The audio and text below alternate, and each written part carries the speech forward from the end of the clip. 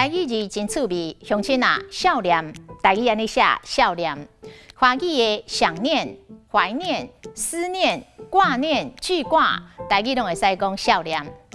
伊过去美国几啊当咯，真少念台湾的亲戚朋友。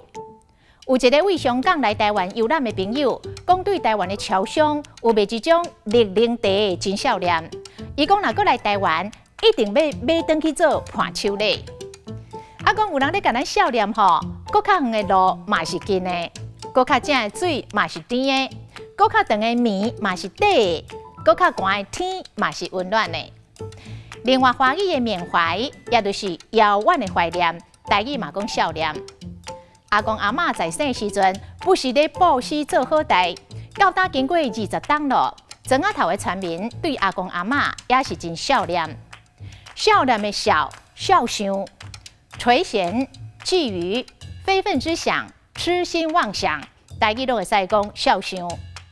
有一句俗语：“枵狗少想甜瓜骨。”这个甜瓜根本就无骨头，狗仔不到腰，有物件通食就真加载咯。